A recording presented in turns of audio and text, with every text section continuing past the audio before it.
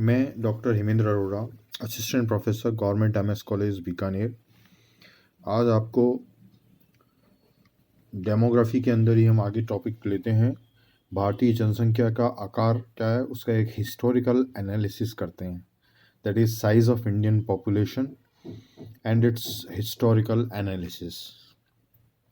सबसे पहले हम देखते हैं कि भारतीय जनसंख्या में निरंतर वृद्धि हो रही है। 1800 ईस्वी तक भारत की जनसंख्या लगभग 12 करोड़ थी।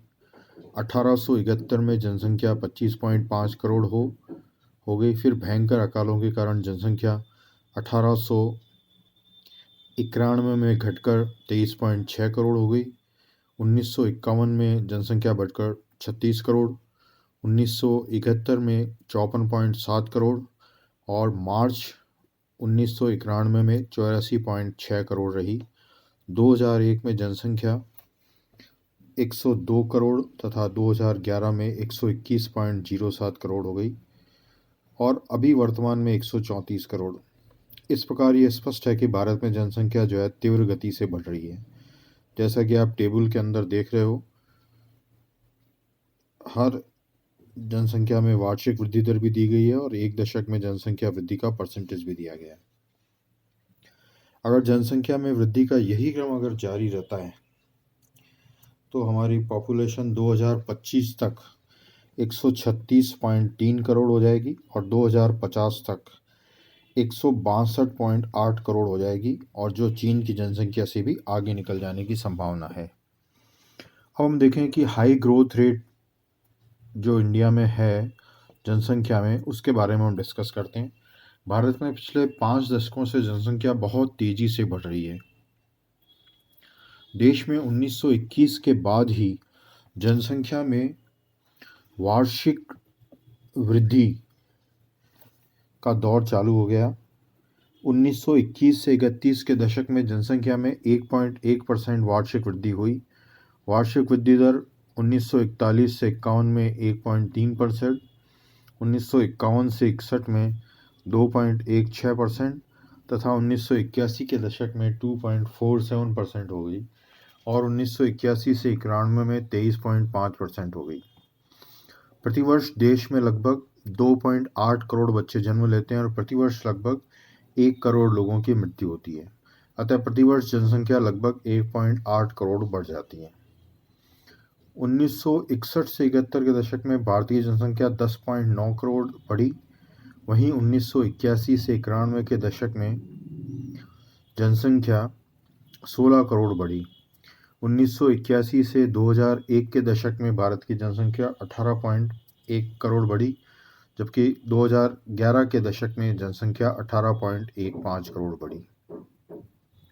अब हम देखते हैं कि भारतीय जनसंख्या के भावी अनुमान के बारे में अपन एक डिस्कशन करते हैं।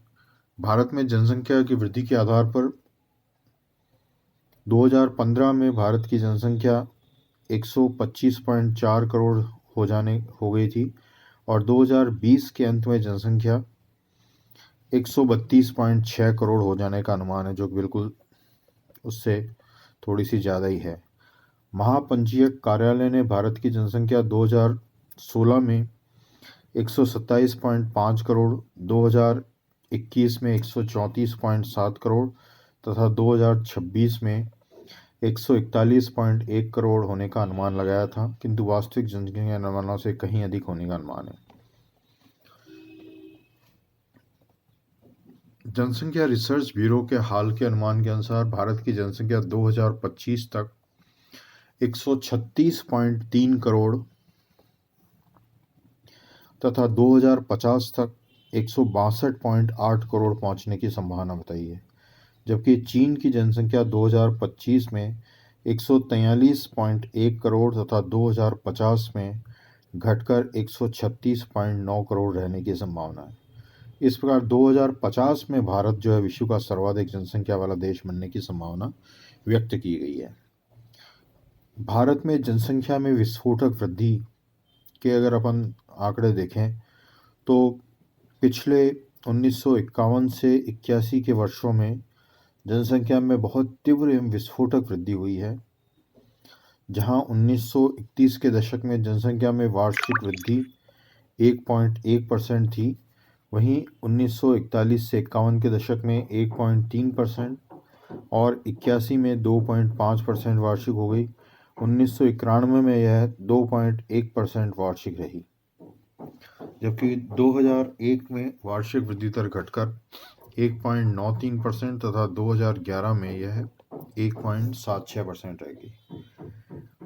भारत में जन्म दर बहुत ऊंची है और मृत्यु दर अपेक्षाकृत नीची होने के कारण भारत में सर्वाइवल रेट काफ़ी ऊंची है और यही विस्फोटक वृद्धि का मेन कारण है। नवी योजना के प्रारूप में भारत में जनसंख्या वृद्धि दर 2001 से 6 में 1.57%, 2006 से 11 में 1.5% होने का भावी अनुमान है और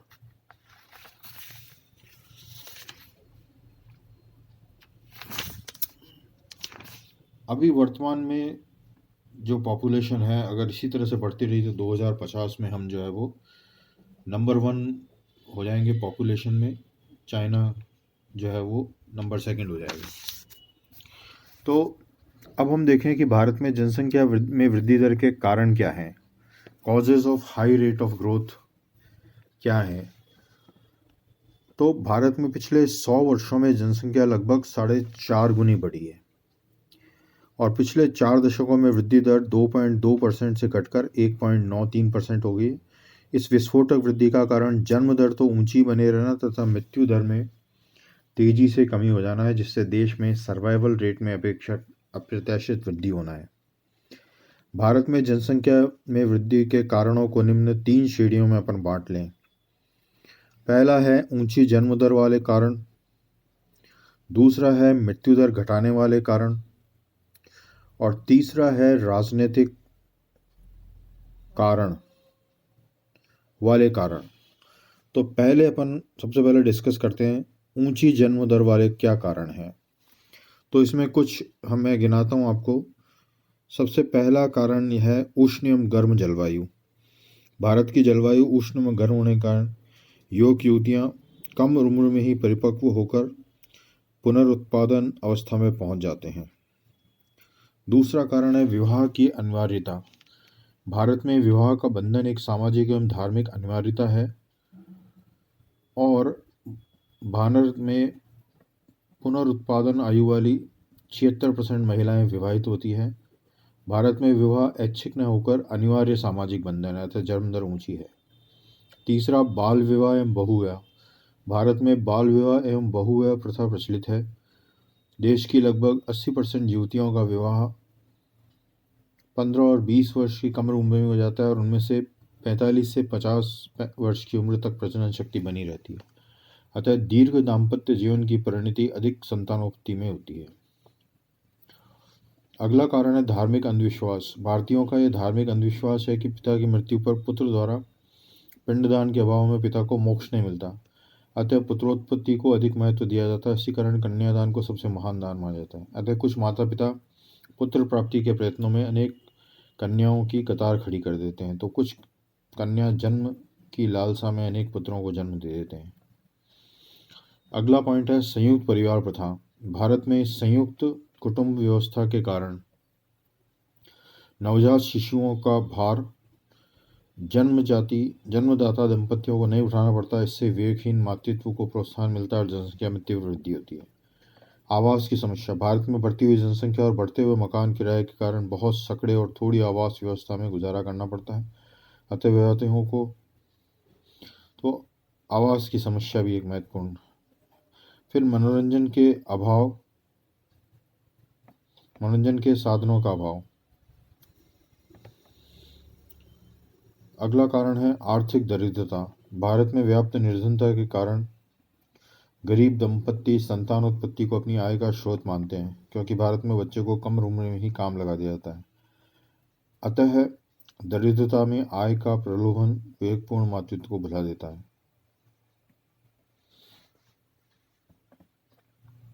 स्त्रियों की आर्थिक पराधीनता। भारत में अब भी बड़े पैमाने पर स्त्रियों में पराधीनता व्याप्त है। वे अपनी आवश्यकता एवं सुख सुविधा के लिए पति पर ही आश्रित है, अतः उनके लिए विवाह की अनिवार्यता के साथ पति की मनोकामना की संतुष्टि की बाध्यता भी है। अतः संतानोत्पत्ति बढ़ती है। तो ये कुछ कारण मैंने गिनाए आपको, ऊंची जन्म दर वाले कारण हैं। अगले इस टॉपिक को हम आगे कंटिन्यू करेंगे। Thank you.